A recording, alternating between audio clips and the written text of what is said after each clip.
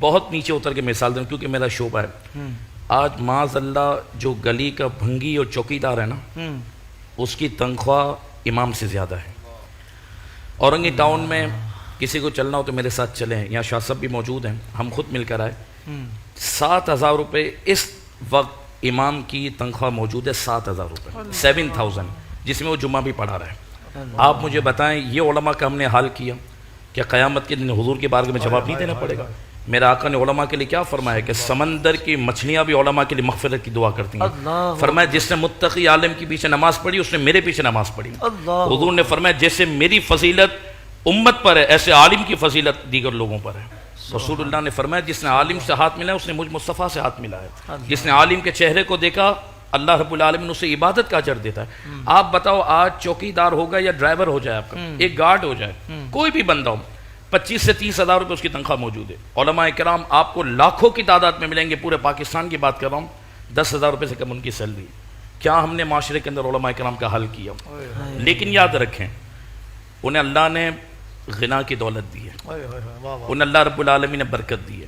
اور ہم جب پڑھتے تھے نا تو ہمارے اساتذہ یہ بات کہتے تھے کہ بیٹا مفتی احمد علی خان نعیمی علیہ رحمہ والی بات یاد رکھنا, دنیا اور آخرت دو سگی بہنوں کی طرح ہیں. کیا؟ دنیا اور آخرت دو سگی بہنوں کی طرح. جیسے ایک وقت میں ایک ساتھ دو سگی بہنوں کو تم نکاح میں نہیں رکھ سکتے, ایسے اللہ تعالیٰ ایک وقت میں ایک کو دنیا آخرت دونوں نہیں دیتا. یہ ہمارے لیے تو علماء کرام تو صبر کر رہے ہیں, لیکن عوام سے پوچھا جائے گا اگر قیامت کے دن حضور نے پوچھ لیا کہ تم نے میرے وارثین کے ساتھ یہ حال کیا, یعنی معاذ اللہ ہمارے معاشرے میں بھنگی سے بھی بدتر ہے. معاذ اللہ 10,000 روپے میں کیسے گزارا ہوگا آپ اندازہ لگائیں. روڈ پر لاکھوں روپے کی تعداد میں افطار کروا رہے ہیں, منانی بہت اچھی بات ہے, فضیلت ہے. اب مدارس کے طلباء کی طرف دینے کے لیے کوئی تیار نہیں ہے. جو حضور کے مہمان ہیں, جن کے لیے فرشتے پر بچھاتے ہیں, علماء کرام کا مقام و مرتبہ. یہ روایت جو میں کہنا چاہتا ہوں اللہ کرے کروڑ لوگوں تک پہنچے. میرا آقا کریم صلی اللہ علیہ وسلم نے فرمایا, اپنی امت سے حضور نے فرمایا 4 گروہ میں رہنا, 5ویں مت ہونا ورنہ ہلاک ہو جاؤ گے. حافظ صاحب آج 99% لوگ 5ویں طبقے میں, اسی لیے ہم ہلاک ہو رہے ہیں. اللہ کرے آپ کے پلیٹ فارم سے یہ کوئی اصلاح کا سبب بن جائے, اللہ اپنے فضل سے ہماری بات دلوں میں اتار دے. میرا آقا کریم صلی اللہ علیہ وسلم نے فرمایا 4 گروہ میں رہنا, 5ویں مت ہونا ورنہ ہلاک ہو جاؤ گے. حضور نے امت سے فرمایا نمبر 1 صبح اس حال میں کرو کہ عالم بن جاؤ.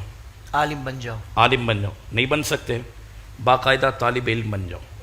نہیں بن سکتے علماء کی صحبت اختیار کرو. ٹائم نہیں ہے, چوتھا آخری درجہ ان سے کم از کم محبت رکھو. 5ویں مت ہونا ورنہ ہلاک ہو جاؤ گے. آج قوم کیا کر رہی ہے؟ سب سے آسان ہدف علماء ملے, زبان درازی. یار امام اگر 2 منٹ لیٹ ہو جائے وہ انسان نہیں ہے. آپ ایسے گردن مور مور کے نمازی دیکھ رہے ہیں کہ امام کے ساتھ بشری تقاضے نہیں ہیں. 5 منٹ پہلے تو یہ تھا کہ جب امام آئے گا جب ہی جماعت ہوگی, پہلے تو اصول یہ تھا, فکس ٹائم تھوڑی تھا. آج امام کو اس انداز میں ہم بیہیویئر کرتے ہیں, اس انداز میں ہم معاملات کرتے ہیں کہ جس وجہ سے آج ہم پر منحوسیت ہے اور لعنت ہے. اور یہ فرمان یاد رکھیے کہ حضور نے فرمایا ہلاک ہو جاؤ گے. آج قوم 5ویں طبقے پہ گئی ہے. سب سے آسان ہدف علماء ہیں. اور اعلیٰ حضرت کے فتویٰ بتا دوں, امام اہل سنت نے فرمایا جو علماء کرام کی توہین کرتا ہے, تحقیر کرتا ہے, عین ممکن ہے کہ اس کا خاتمہ کفر پر ہو, کیونکہ اس کو حضور کا بے ادب ہے.